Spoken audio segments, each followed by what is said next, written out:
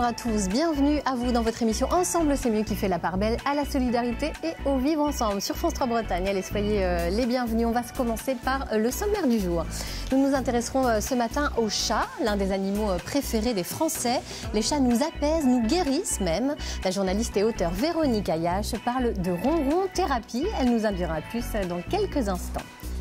Qui dit chat noir dit malheur, peut-être. Karl Brozek, dans sa rubrique philo, s'intéressera à la superstition. Des chats aux chiens, il n'y a qu'un pas. Nous vous présenterons l'association Gamelle Plaine. À Rennes, la structure s'occupe des chiens des sans-abri. Pour mieux s'occuper des maîtres, nous recevrons sa présidente, Charlotte Verrier. Dans notre rubrique mode de cette semaine, Justine Lemoin, conseillère en images, nous fera une chronique très complète sur les vêtements de grossesse qui n'empêchent pas d'être tendance tout en restant confortable. Enfin, la glacière d'Etel dans le Morbihan va figurer avec 17 autres sur les jeux à gratter du deuxième loto du patrimoine. La première édition avait permis d'attribuer plus de 150 000 € à la rénovation du Fort Cigogne au large de Fouesnant, retenu l'an dernier. Voilà pour le menu. Allez, on va ronronner ce matin. Il y en a qui poussent même le professionnalisme jusqu'à avoir un chat dans la gorge, n'est-ce pas, Karl? Oui, c'est vrai. Il faut l'avouer, aujourd'hui, je vais un peu avoir la voix de Barry White, mais enfin, bon, on va faire avec. Ah, vous savez que c'est sympa aussi. Hein. Allez, bienvenue également à vous toutes. On va commencer en images, justement, avec les chats. Eh bien, voilà. Allez, on commence tout de suite, les chats. Salut mon minou. Salut. Pas toi, je parle aux chats. Ne sortez pas les griffes. Aujourd'hui, on vous parle des chats, des matous, des minous. Du latin catari qui signifie guetter, les chats sont des félins, donc d'excellents observateurs. L'homme se passionne pour ces boules de poils depuis des millénaires, précisément depuis l'Égypte ancienne où vivait l'ancêtre du chat domestique. Pas le chat de gouttière, mais le chat sauvage africain. Et c'est la gourmandise qui a fait sortir ces félins de leur état sauvage. En se rapprochant des entrepôts de grains sur les rives du Nil, un véritable buffet à volonté de souris et de rats s'offre à eux. Les Égyptiens ont rapidement adoré cette sécurité renforcée de leur blé. Et autant vous dire que quand des petits chatons trop mignons ont commencé à pointer le bout de leur museau, le cœur de Cléopâtre et de toute l'Égypte a fondu comme neige au soleil. On parle même d'idolâtrie. Alors aujourd'hui, malgré les bars à chats, les vêtements avec des motifs chats, et le fait que certains sont prêts à leur léguer une partie de leur fortune, notre engouement pour les matous a légèrement baissé d'un cran. Il existe même une véritable guéguerre entre ceux qui pensent que le chat reste un chasseur et n'aime pas son maître, et ceux qui pensent que le chat est le meilleur ami de l'homme. Mais guerre ou pas guerre, on trouve quand même un chat qui se prélasse tranquillou dans près de 8 millions de foyers français. Moi, vouloir être chat. Allez, nous sommes avec Véronique Ayache. Bonjour Véronique. Bonjour Laurence. Vous êtes journaliste et auteure de 2 ouvrages sur les chats. L'art de la quiétude, ces chats qui nous apaisent. Et puis la ronron thérapie, ces chats qui nous font du bien. Bon là, il n'y a plus de doute. Vous êtes passionnée par les chats. Je pense que là, on a bien compris. Par le chat, oui, c'est clair. Elle vous vient d'où cette passion pour les chats? Par hasard, en fait. J'aimais pas les chats du tout.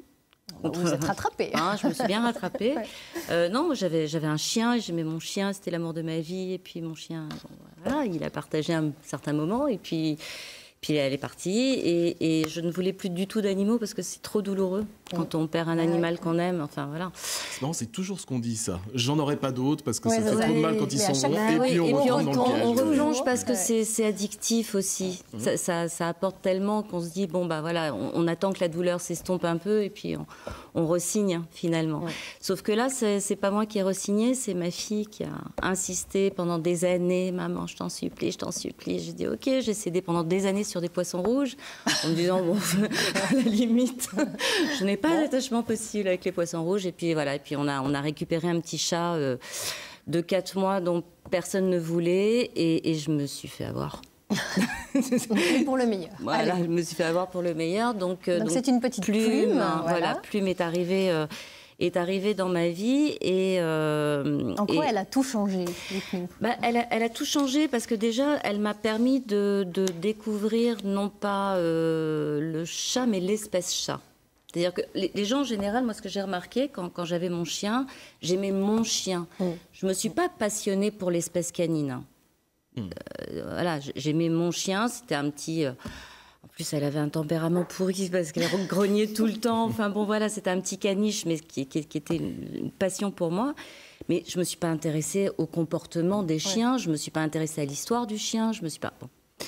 Et puis ce chat-là, en fait, de par son attitude, son tempérament, sa posture, son allure, sa sérénité, sa dévotion. Moi, je pensais que les chats étaient ingrats, indépendants, agressifs, peu reconnaissants. C'est tout le contraire. Et donc, voilà, donc forcément, il y a mon côté humain qui s'est intéressé à cette petite boule de poil parce que c'était trop mignon. Et puis après, j'ai la casquette du journaliste qui a repris le dessus en disant, bon, c'est intéressant finalement, ce chat qui est indépendant, mais qui est là quand même et qui arrive à communiquer remarquablement bien et très facilement. Donc, ce que j'ai fait, journaliste, tac, tac, tac, je fais des recherches.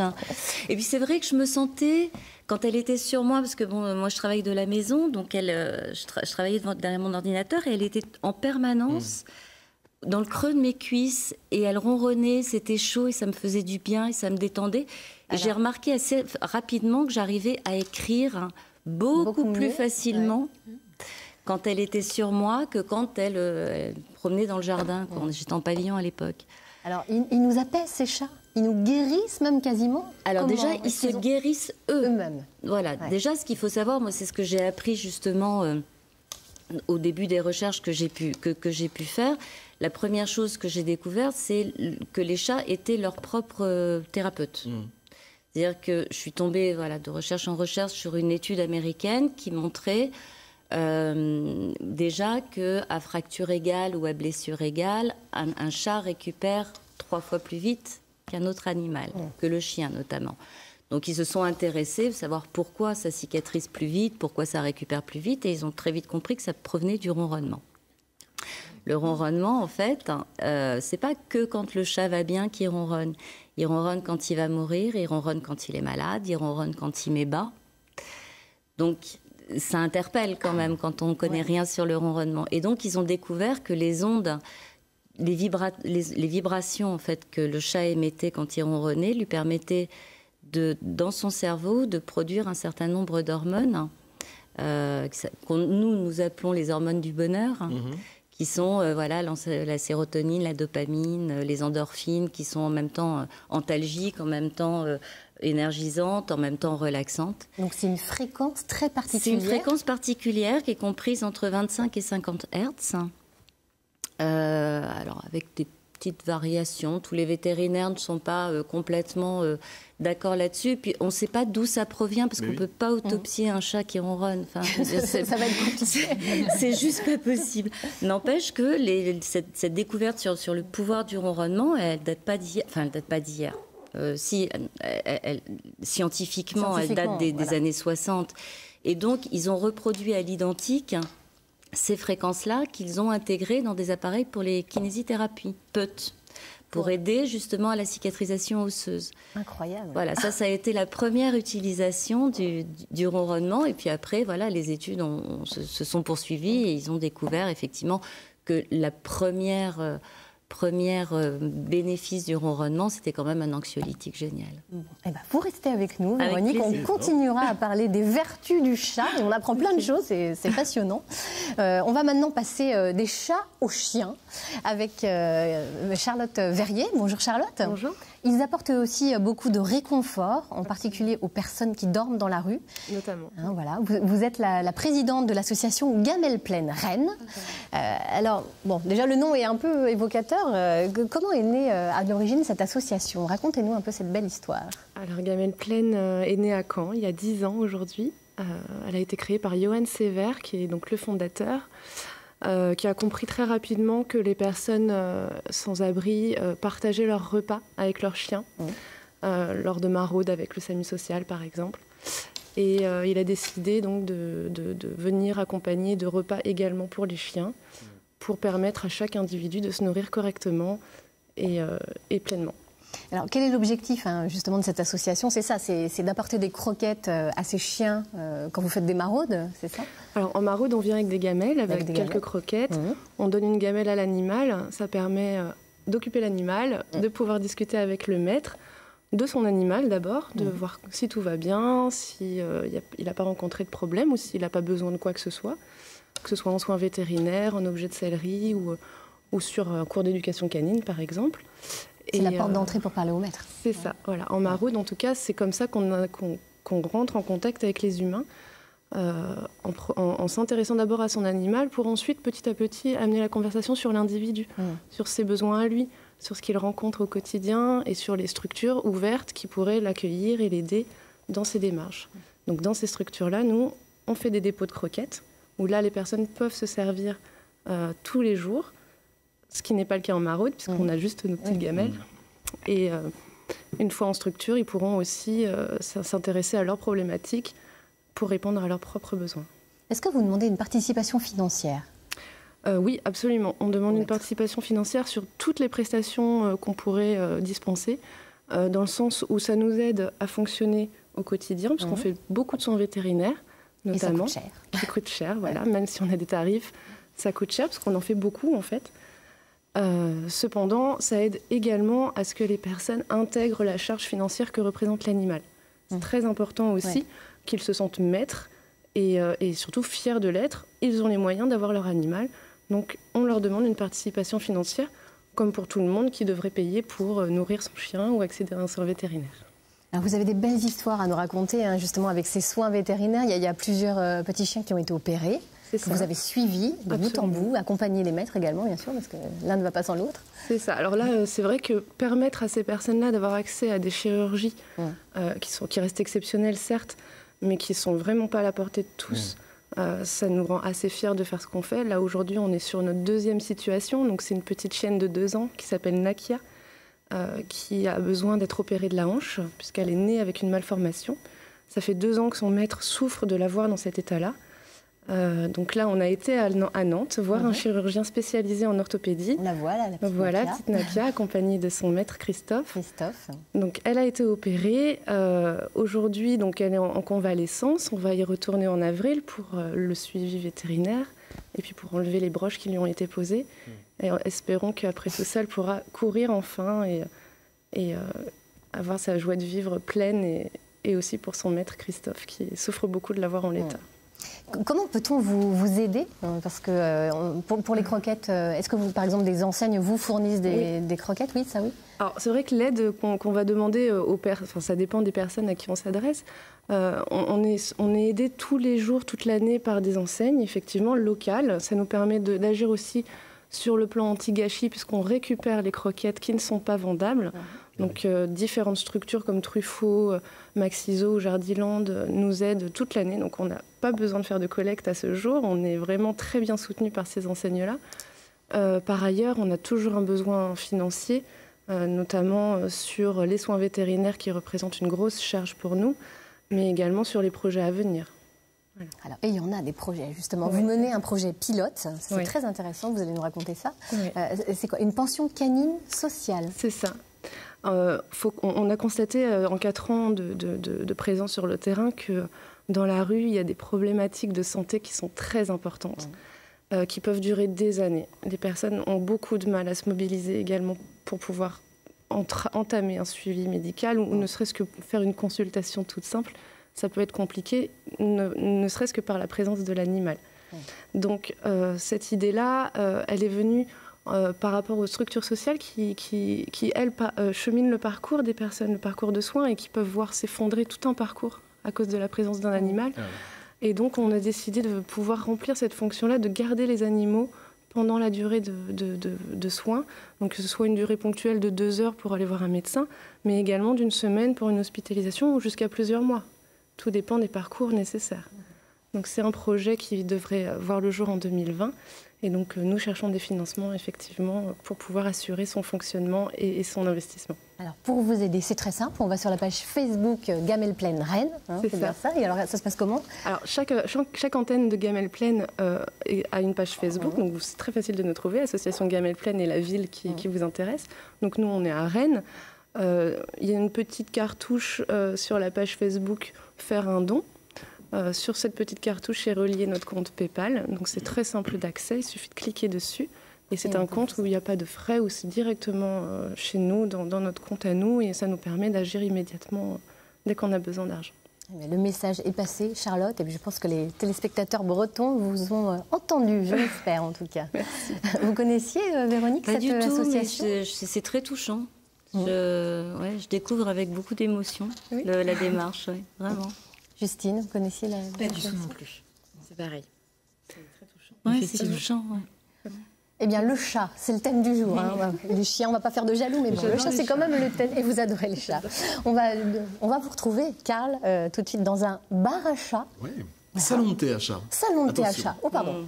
Salon de thé à chat. Alors, on va tout de suite vous retrouver dans ce café Chat alors. Salon de thé Chat alors. Bonjour Frédéric. Bonjour.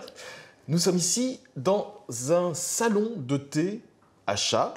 Pas un bar à chat. Quelle est la différence? Moi, je propose que les choses de salon de thé, donc thé, pâtisserie, café. Voilà, il n'y a pas d'alcool. C'est ça le plus important, c'est qu'il n'y a pas d'alcool. Non. Chat alors? Chat alors, c'est comme ça que ça s'appelle? Oui, tout à fait. On a trouvé le nom avec mon associée financière.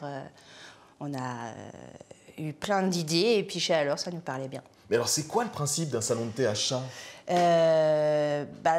C'est un salon de thé où il y a des chats qui vont à leurs occupations et tous les chats sont proposés à l'adoption via 2 associations, les 4 pattes du pays de Liffré et les Chalonnes.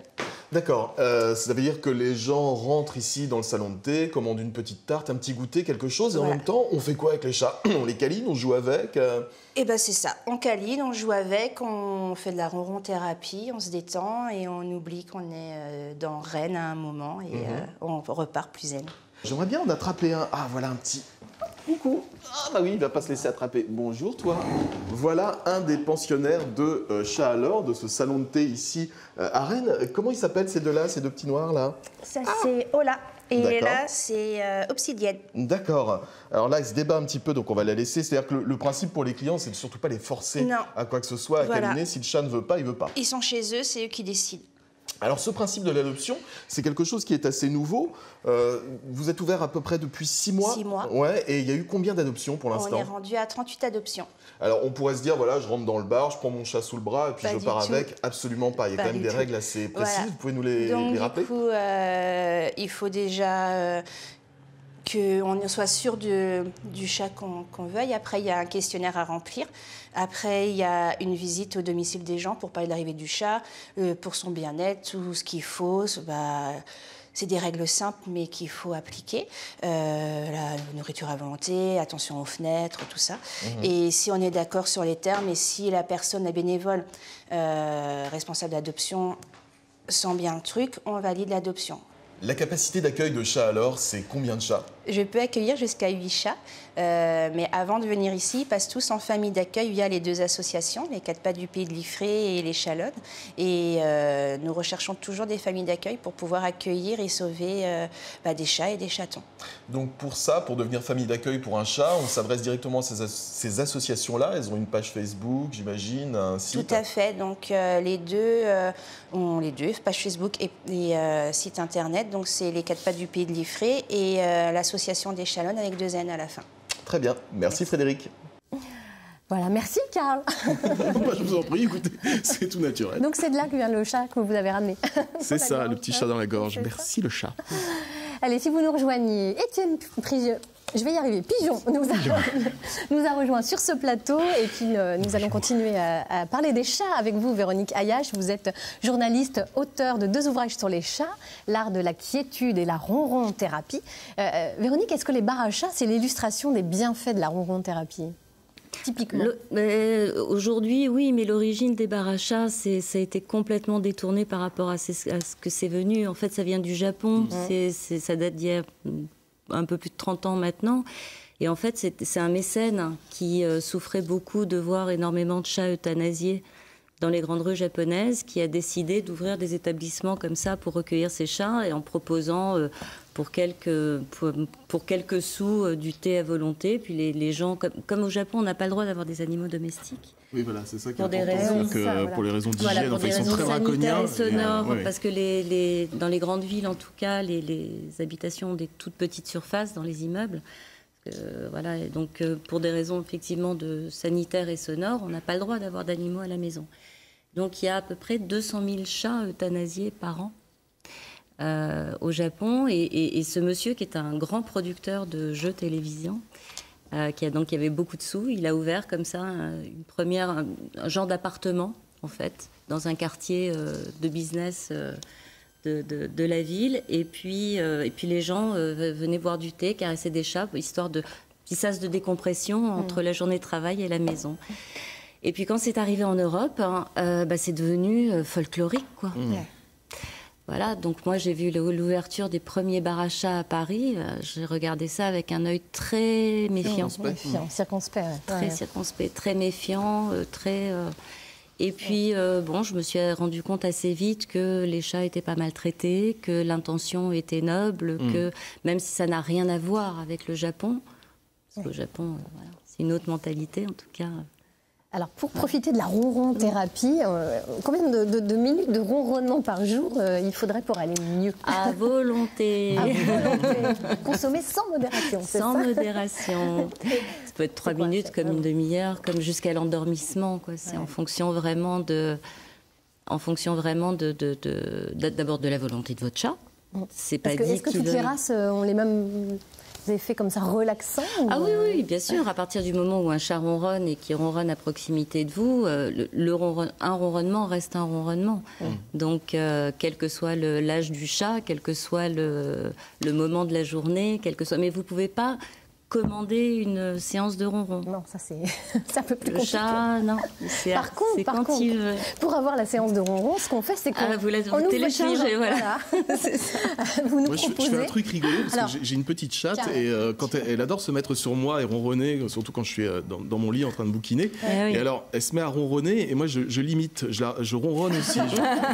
Et en fait, elle se met à me regarder fixement, et je ne sais pas si elle m'admire ou si elle me prend pour un débile profond. Je pense plutôt qu'elle me prend pour un débile profond, c'est-à-dire qu'elle doit se dire mais n'importe quoi. Et bien Véronique, dans son livre, elle propose de télécharger justement un ronronnement de chat grâce à un QR code. C'est marrant ça. Et ça marche.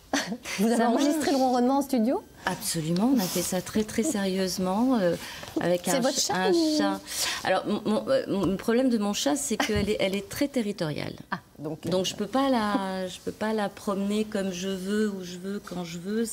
Plume, elle est très des habitudes bien ancrées. Donc on a pris un chat beaucoup plus docile en fait, mais qui ronronnait. Qui ronronnait très bien. Qui ronronnait très très bien. Mais effectivement, ça a été fait en studio. Un bon acteur. Oui. Chaque jour, vous le savez, l'un de nos téléspectateurs ou une téléspectatrice nous pose une question selfie. Et bien tout de suite, on va écouter la question d'Emeline. Bonjour, moi c'est Emeline, bénévole à l'association École du Chat de Quiberon. Lui, c'est Max. Et on voulait savoir pourquoi la France ne suit pas la Belgique en rendant la stérilisation des chats obligatoire. Alors, c'était la question du jour. C'était la question. C'est une question un peu touchy parce que moi, n'étant pas vétérinaire, si vous voulez, je ne peux vous donner que mon propre avis. Maintenant, j'ai appelé l'école vétérinaire de Maisons-Alfort pour justement avoir une seconde voix par rapport à ce que moi, je pouvais apporter comme réponse. La première réponse spontanée, c'est qu'effectivement, on n'a pas forcément... dans tous les pays européens, quand on vote une loi, elle n'est pas applicable dans tous les autres pays. Donc déjà, ça, voilà. La deuxième chose, c'est que ça me paraît quand même très compliqué, ne serait-ce que pour les éleveurs. D'ailleurs, en Belgique, ils sont obligés de faire tout un tas de démarches administratives pour avoir des dérogations, pour ne pas stériliser leurs chats, et pour pouvoir justement faire la reproduction librement. Et puis, en tant que propriétaire, moi, je sais que Plume, elle a eu 3 portées. J'étais tellement heureuse de pouvoir lui permettre de vivre ça, et j'ai placé les chats sans problème, que je trouve ça un petit peu rigide d'imposer aux propriétaires.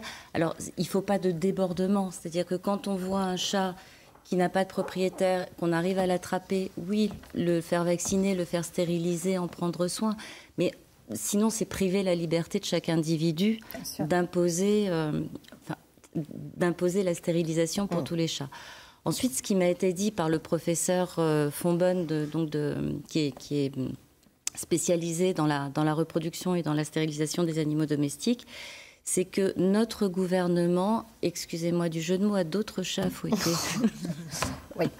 C'est-à-dire que tout ce qui concerne les animaux domestiques dépend du ministère de l'Agriculture. Ok. Ça dépend du ministère de l'Agriculture. Et que le ministère de l'Agriculture, aujourd'hui, se préoccupe beaucoup plus du confort de l'élevage et de l'abattage que du confort des animaux domestiques. Voilà, donc il y a eu un embryon de loi qui a été évoqué il y a 5 ans, 4 ans, 5 ans, mais bon. Affaire à suivre donc. En tout cas, vous militez pour que la ronron-thérapie se développe. Plus jamais. Fasse partie des médecines douces, tiens, pourquoi pas. Oui. Oui. Merci beaucoup Véronique d'avoir été avec nous sur ce plateau. Karl, parler des chats, ça vous a inspiré une chronique sur la superstition. Oui, la superstition. Je suis parti de cette fameuse superstition des chats noirs. Ces fameux chats noirs qui sont censés porter malheur. C'est une superstition alors, qui est visiblement très très ancienne. J'en ai même pas retrouvé l'origine. On en parle déjà dans l'Égypte antique, on en parle dans la Chine. Ah, Véronique me fait non. Parce que dans l'Égypte antique, on adorait les chats, mais pas les chats. Pas les chats noirs. Oui, alors notamment au Moyen-Âge, on les accusait de véhiculer la peste noire. Ces fameux chats, ces pauvres chats. Et alors, dans cette superstition des chats noirs, moi, il y a un volet qui me paraît très intéressant, c'est que ça se sait peu, mais quand vous avez un chat noir en face de vous qui porte malheur, il y a toujours, selon la superstition, sur ce chat noir, un poil blanc. Toujours. Et ce poil blanc, si vous arrivez à gratouiller le chat et à trouver le poil blanc, c'est le porte-bonheur ultime. Et ça nous en dit long sur le sens philosophique, je trouve, de la superstition. C'est-à-dire que si vous accomplissez un rituel, c'est toujours une question de rituel, les superstitions, vous allez vous attirer le bon œil. C'est-à-dire que là où les religions nous garantissent une sorte de salut universel, le salut pour tous les fidèles, pour tous les croyants, vous irez au paradis si vous faites votre prière, etc. Là, on pourrait dire que la superstition, c'est une sorte de micro-religion de poche pour soi tout seul. Tu fais ton petit rituel et puis ben voilà, ça s'adresse pas au genre humain, ça s'adresse à moi tout seul. Bon alors il vaut mieux être religieux que superstitieux quoi. En gros c'est vrai qu'il vaut mieux être religieux que superstitieux et encore dans les religions, je suis désolé, je bafouille un peu parce que je suis malade aujourd'hui, je tiens à prévenir nos amis téléspectateurs. Dans les religions, il y a aussi souvent une part de superstition, notamment vous savez quand vous allez à l'église pour brûler un cierge pour vous attirer les bonnes grâces de Dieu. Il y a quand même un côté un petit peu ridicule. Je veux avoir une bonne note au bac, je veux avoir mon permis de conduire, alors je vais aller brûler un cierge à l'église. Là, il y a quand même quelque chose de très superstitieux et ridicule quand même. Bah, ils en pensaient quoi alors nos philosophes de toutes ces superstitions? Eh bien, pas du bien. On va commencer par Épicure. Dans l'Antiquité, avec Épicure, on est à peu près en moins 300 avant Jésus-Christ. J'ai déjà parlé d'Épicure dans cette émission il y a quelques mois de ça, alors allez voir le replay. Hop là, ça fait un peu de pub, c'est toujours bon pour Internet. L'idée principale d'Épicure, c'est que notre monde est fait d'atomes. C'est-à-dire que tout a démarré par une sorte de Big Bang d'atomes et que finalement, les dieux ne sont pas responsables de la naissance de l'univers. Donc, chez les épicuriens, on est sur une idée très peu religieuse finalement. Les dieux ne sont pas là pour guider nos vies. Alors qu'on pensait à l'époque, dans le paganisme romain, dans le paganisme grec, que les dieux dirigeaient notre vie. Eh bien, selon Épicure et les épicuriens, les dieux n'ont rien à voir avec nous. Ce sont des espèces de fantômes. Ils sont dans un coin reculé de l'univers. Ils vivent leur propre vie parce qu'ils sont faits d'atomes plus légers que nous. Donc, tout ce qu'il y a de superstitieux dans la religion, Épicure nous dit, ça ne sert strictement à rien. N'allez pas prier les dieux pour avoir leur bonne grâce, puisque les dieux se foutent éperdument de nous. Ils vivent leur propre existence, ils sont très heureux, très joyeux, ils n'ont pas besoin de dormir, ils n'ont pas besoin de manger, ils n'ont pas besoin de boire, puisque ce sont des êtres subtils, des êtres qui sont sur un plan dimensionnel différent du nôtre. C'est un peu science-fiction tout ça, mais en tout cas c'est l'idée d'Épicure. Le côté superstitieux des religions ne sert strictement à rien. Alors ça n'a pas dû tellement plaire aux autorités religieuses de l'époque. Eh ben non, c'est pour ça qu'Épicure a été persécuté en son temps. On a brûlé la totalité de ses ouvrages, il ne reste que quelques lettres de lui. Son jardin qu'on voit actuellement à l'écran, la fameuse école d'Épicure, le jardin d'Épicure, a été fermé sur ordre des autorités grecques. Bref, il faisait quand même sale temps pour Épicure. Un autre philosophe qui a été persécuté parce qu'il a voulu se débarrasser du côté superstitieux de la religion, c'est Spinoza. Le voilà à l'écran, Spinoza, on fait un bond dans le temps, on est au XVIIe siècle. Spinoza est un penseur juif, il est hollandais, il va beaucoup exercer du côté de Amsterdam, et puis après il va devoir s'exiler à La Haye parce que, la grande idée de Spinoza, ça pourrait se résumer dans cette simple phrase. Spinoza nous dit « Je crois en Dieu, mais mon Dieu n'est pas le Dieu que vous priez dans vos églises ou dans vos synagogues. » La grande idée de Spinoza, c'est que Dieu existe. Oui, bien sûr que Dieu existe. Mais Dieu, c'est pas un bonhomme. C'est pas un bonhomme avec une barbe blanche qui a créé l'univers et qui est une force transcendante au-dessus de nous. Dieu, c'est la force même qui meut l'univers. Tout autour de nous, Dieu est là. Dieu, c'est l'univers. Dieu, c'est la force. Un peu comme chez les Jedi, vous savez. En tout cas, chez Spinoza, il n'y a pas de personnification de Dieu. C'est un Dieu immanent, qui est en nous, qui est autour de nous, qui est un petit peu partout. Et donc, évidemment, pour Spinoza, c'est tout simple de dire n'allez pas dans les églises, n'allez pas dans les synagogues, n'essayez pas de faire en sorte que Dieu vous écoute ou que Dieu vous regarde. Dieu n'a pas d'yeux, il n'a pas d'oreilles, il est là tout autour de nous, c'est la force de l'univers. Donc, la réponse de Spinoza à la religion est que la religion est un petit peu trop superstitieuse à son goût et que toutes ces superstitions-là font beaucoup de tort à la religion. Alors, pour avoir osé dire ça, Spinoza va se prendre quelques coups de couteau dans la rue, il va être victime carrément, d'un attentat en pleine rue. Il va être excommunié par la communauté juive et va devoir finir sa vie en tant que polisseur de lentilles à La Haye, alors que lui voulait vivre à Amsterdam, mais il était totalement exilé. À l'époque, c'était une véritable honte et un déshonneur d'être exilé et d'être excommunié. Je voudrais terminer cette rubrique par un petit exercice, pourquoi pas, à faire chez vous, amis téléspectateurs, amis téléspectatrices. Tout au long de la journée, demandez-vous quelles sont les superstitions que vous respectez. En fait, on ne s'en rend pas compte, mais tout au long de la journée, on a énormément de superstitions. Moi, j'en ai une le matin que j'ai remarqué en pensant à faire cette chronique. Tous les matins, je dois prendre le train pour aller faire mon boulot, pour aller enseigner, puisque je suis prof de philo. Et tous les matins, je me dis, si tu arrives avant 7h05 à la gare, ton train ne sera pas en retard. Si tu arrives après 7h05 à la gare, il sera en retard. Ça n'a strictement aucun intérêt de se dire ça, mais je ne sais pas pourquoi. Le matin, je me dis yes, gagné, je suis avant 5, c'est bon. Cette répétition de rituel, c'est absurde, c'est dérisoire, mais en quelque sorte, ça nous aide à vivre parce que on aime bien ça, on aime bien se fixer ces petits objectifs idiots tout au long de la journée. Alors, essayez de voir, vous, de votre côté, ce que vous avez comme superstition. Moi, j'évite de passer sous les échelles, je reconnais. Ah, voilà. Ouais. En voilà une belle. Il y en a d'autres ? Moi, quand je vois 11h11, je me dis que ça va me porter bonheur pour la journée. Ouais, c'est rigolo. Ah, pourquoi Justine, pareil ? Je ne sais pas d'où ça sort, mais... Si, c'est les heures miroirs. Oui, c'est ça. L'heure miroir. D'accord. Étienne ? Eh ben non, moi je suis désolé, non. Très bien. Bon, écoutez, nous avons une exception sur ce point. Oui. Je vais chercher, je vais sûrement trouver. Ouais. Allez, les femmes enceintes vont nous maudire, puisqu'elles ont des envies. Eh bien, nous allons vous mettre en appétit. Désolée, Justine. Non, c'est pas grave. On va parler d'une recette traditionnelle bretonne, celle des queens du pays bigoudin. Qui a fait les gourmands ? Eh bien, ce matin, c'est Muriel Lemorvan et puis Stéphane Sauville. Voilà, j'ai fait tiédir le lait pour délayer ma levure. De la levure de boulanger. Et ma levure va se ramollir tout doucement. Pour le reste, c'est comme une pâte à crêpes, avec moins de lait, moitié moins. Je malaxe la levure pour la mélanger au lait et je l'ajoute après à la pâte. Bien délayé, bien mélangé. J'ajoute le reste de lait. Et voilà, la pâte à queen, elle est finie. Et on la laisse reposer 3 heures. Près d'une source de chaleur pour que ça lève. Autrefois, les anciens, alors, ils mettaient leur récipient de pâte à queen sous leur couette dans leur lit.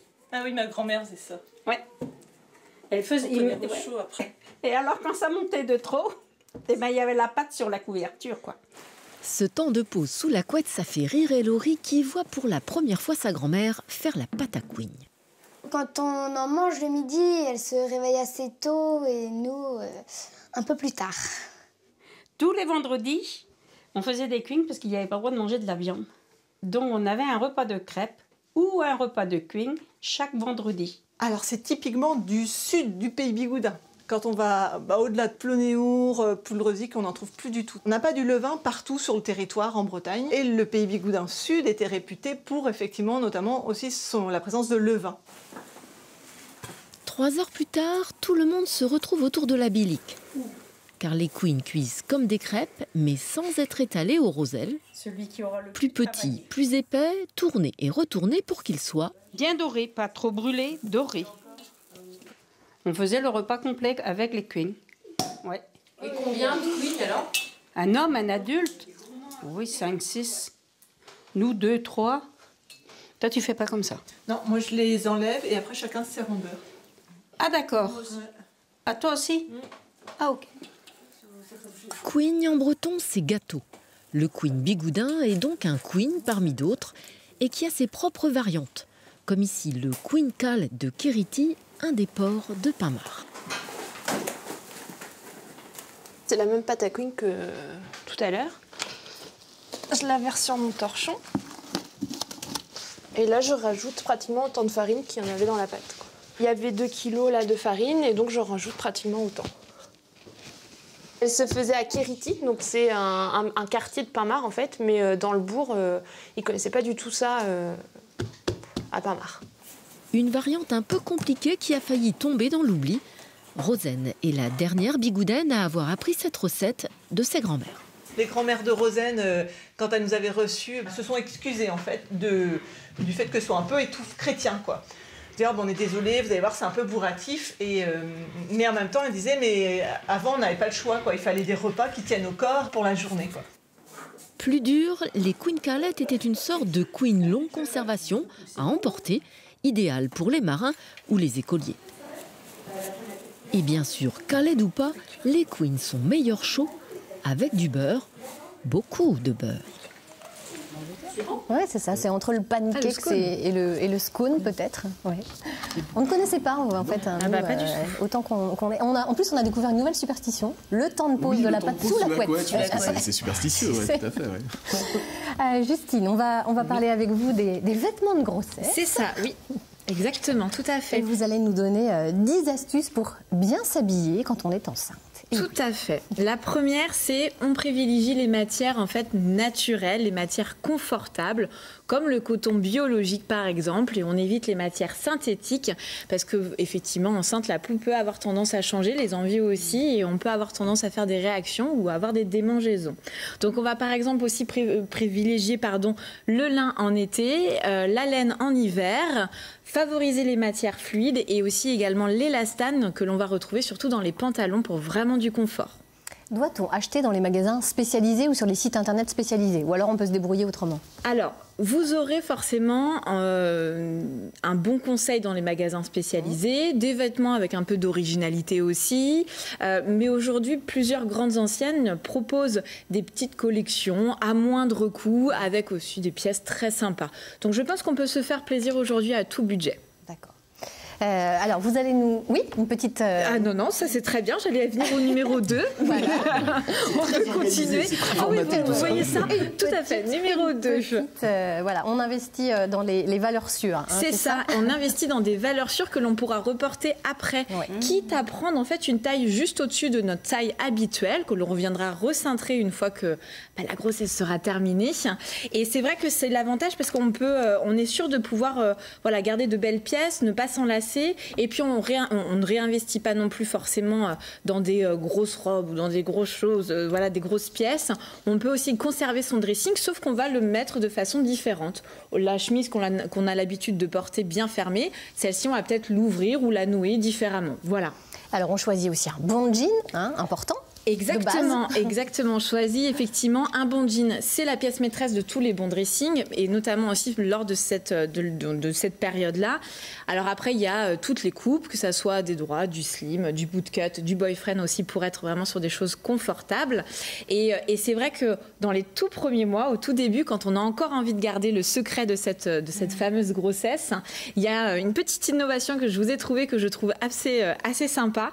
C'est la ceinture de grossesse, la Flexibelt de Carrywell, exactement. C'est en fait une petite pièce qui s'adapte à tous les vêtements de grossesse qui ont un bouton et vous allez tout simplement l'utiliser en mettant directement le bouton dans la petite encoche et pareil ça dans le petit bouton et puis ça protège et comme vous pouvez voir aussi sur la photo là, ce qui arrive à l'écran, et ça vous permet de gagner un petit peu en taille et de garder vos jeans fétiches. Ça c'est pas mal. C'est pas mal. Mais oui, c'est une belle innovation. Ça cache le baby bump, je comprends pas bien. Alors c'est vraiment quand ça commence commence un petit peu, le ventre commence à s'arrondir, tu positionnes ça et ça permet effectivement de cacher un tout petit peu. Voilà, tout à fait. Et pour un homme qui a passé la quarantaine et qui commence un peu à... Ça marche aussi. Ça marche aussi, avec un gros repas, avec tout ça. Ça fonctionne partout. Je retiens. Exactement. Et donc, c'est vraiment bien parce que c'est pour le début, quand on a vraiment envie de garder le secret, c'est, je trouve, une bonne alternative. Voilà. Alors, il y a aussi les salopettes. Oui, voilà, il y a aussi effectivement dans le jean les salopettes qui sont.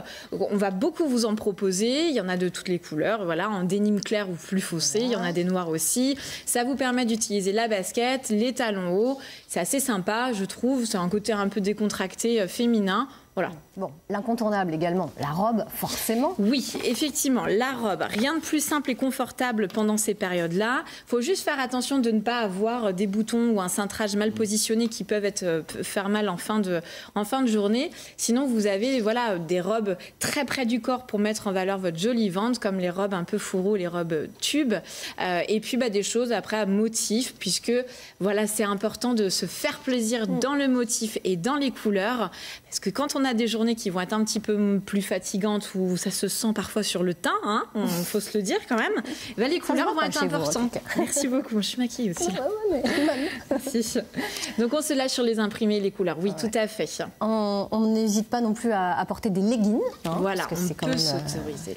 On s'autorise, sans problème. Pas le legging ballerine, on reste encore dans cette, le côté un peu compliqué ça. Mais par contre, effectivement, on s'autorise le legging parce qu'il n'y a rien de plus confortable avec sa matière extensible. Moi, je n'étais pas forcément très partisane de ça et j'ai testé. Et c'est vrai que il y a souvent un maintien au niveau du dos, un petit peu au niveau dessous le ventre et c'est hyper confortable. Alors, il faut l'utiliser de façon sympa, c'est-à-dire on peut l'utiliser avec une belle paire de boots, un pull un peu loose, très coloré et vous obtenez un look plutôt sympa. Et puis on n'hésite pas à marquer sa taille en la ceinturant, mais au-dessus du ventre. Tout à fait. Et ça, c'est juste ce qu'il y a de plus joli. Parce que c'est vrai qu'on a toujours tendance à ceinturer le dessous du ventre. Mais c'est là, en ce moment, la tendance, en tous les cas pour les femmes enceintes, c'est vraiment de venir ceinturer, comme vous pouvez le voir aussi sur les photos, le dessus du ventre, soit avec son t-shirt, sa chemise, comme je vous le disais tout à l'heure. Une taille empire. C'est bien, Karl.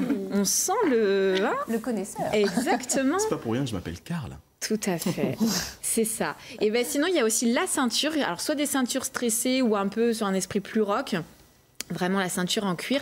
Vous allez positionner vraiment au niveau du dessus du ventre. Et c'est très agréable. C'est pas du tout désagréable à porter et c'est très joli. Alors, il y a aussi les chaussures. On n'oublie pas. Tout à fait. On favorise les chaussures confortables, on favorise un talon qui va être assez épais. On estime à peu près à 4 à 5 cm la hauteur d'un bon talon, assez large. Et puis c'est idéal pour arpenter toutes les rues en toute légèreté. Et puis évidemment, la petite touche finale, on accessoirise sa tenue. Et ça, c'est très important. Oui, c'est important, surtout parce qu'à la fin, on en a un peu marre de s'habiller quand même toujours pareil. Ça commence à être un peu embêtant. Donc l'avantage de l'accessoire, c'est que ça va rehausser une tenue en changeant régulièrement à petit budget. Vous avez les accessoires cheveux, les bijoux, les boucles d'oreilles, etc. Et moi, je vous en ai sélectionné deux de mes coups de cœur. Donc le premier, effectivement, ça va être le bola. Est-ce que vous connaissez le bola de grossesse ?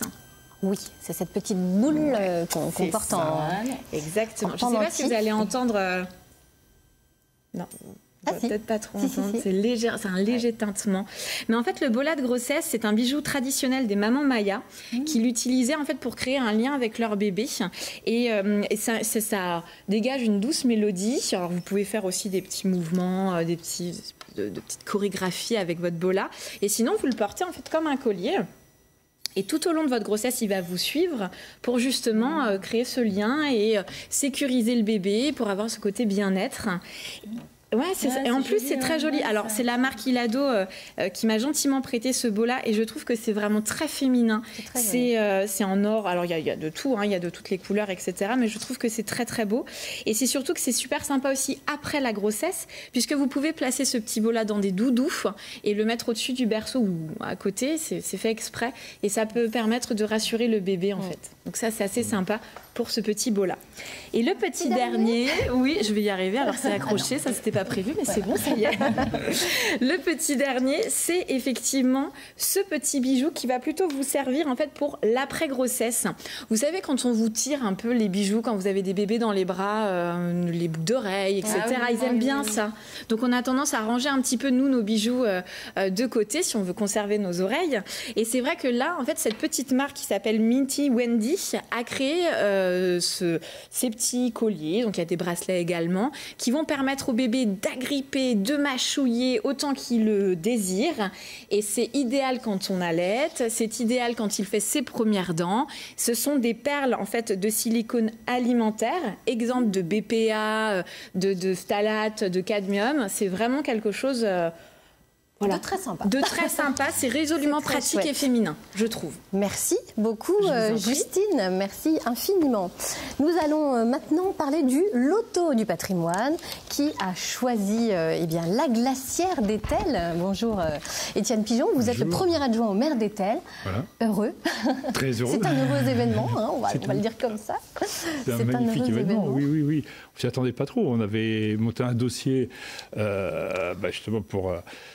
faire partie de ce loto et puis la Fondation du patrimoine, mais être dans les 18 finalistes quoi, sites emblématiques, puisqu'il y aura d'autres sites qui vont être retenus par la suite, mais là, les 18 qui sont sortis, c'est les sites emblématiques.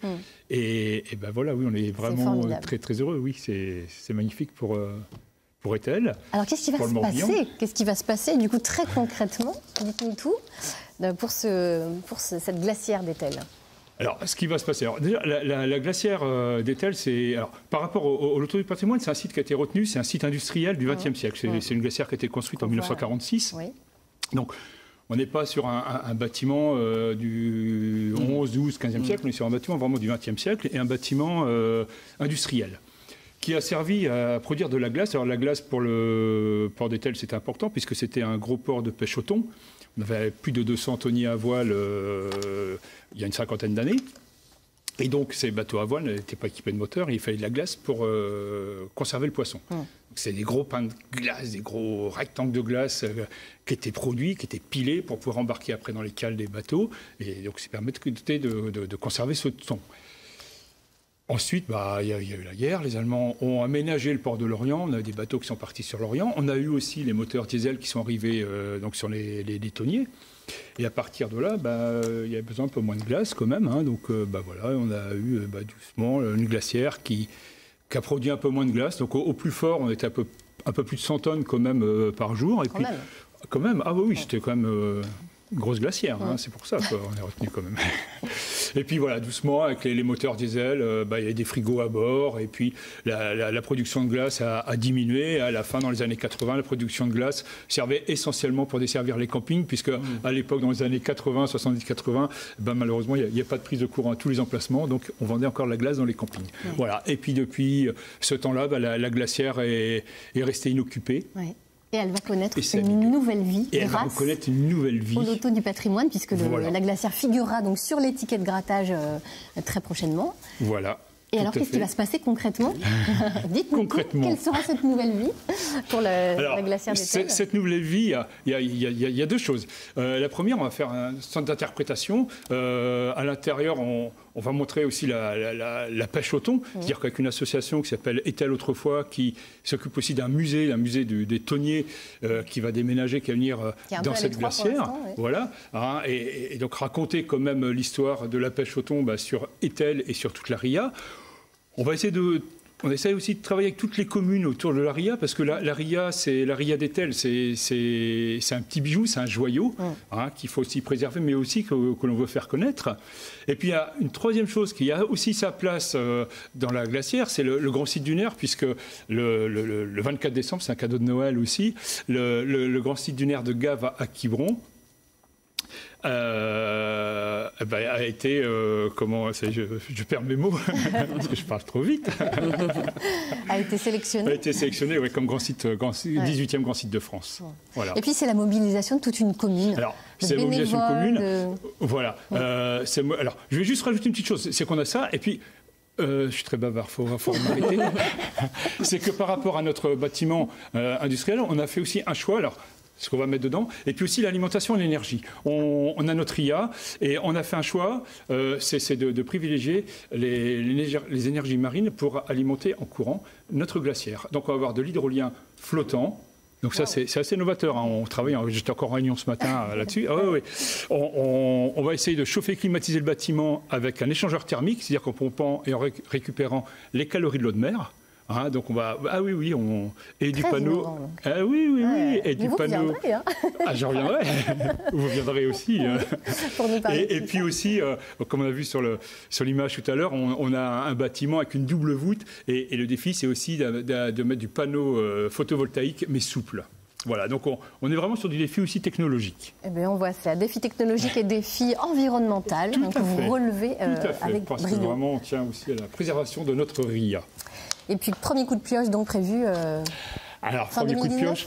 Alors fin 2019, oui. On a donc un bâtiment qui est au bord de la mer, hein, qui est à une dizaine de mètres de la mer. Et pour fabriquer la glace, il y a besoin d'ammoniac. Donc à l'intérieur, c'est un bâtiment en béton qui est pas mal abîmé. Donc là, premier coup de pioche en septembre 2019 pour la restructuration du bâtiment, au moins à l'intérieur. Eh ben, c'est parfait. Vous viendrez nous en reparler, Étienne Pigeon. Merci beaucoup. Eh bien, c'est déjà la fin de cette émission. En vue d'un prochain magazine, nous lançons un appel à témoins. Vous avez fait un contrat de mariage.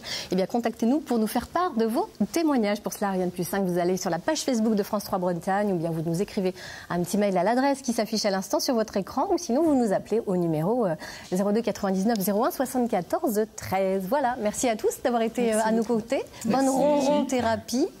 On se retrouve demain, jeudi, autour du thème de la PMA, la procréation médicalement assistée. On vous souhaite à tous une très belle journée sur France 3 à Bretagne. Dans quelques minutes, place à votre journal régional. Et puis, il faut surtout suivre le projet de la glacière des Tels. Les tickets seront mis en vente quand ? Prochainement. Hein, je peux pas, pour l'instant, je ne sais pas trop. On vient de signer avec la Fondation du patrimoine le contrat. Je n'ai pas encore trop les dates, mais pour le mois de juin, juillet, je crois qu'il y a un tirage au mois de juillet. On va guetter ça, hein, impeccable. Ça permettra aussi à Stéphane Bern de refaire sa salle de bain, donc merci pour lui. Et puis merci à vous Véronique Ayache, hein, on vous suit, vous également. La ronron-thérapie, c'est chez J'ai lu, ces chats qui nous font du bien. On l'a vu tout au long de cette émission. Merci beaucoup. Merci. Allez, on vous souhaite une très belle journée. À demain. Kenavo.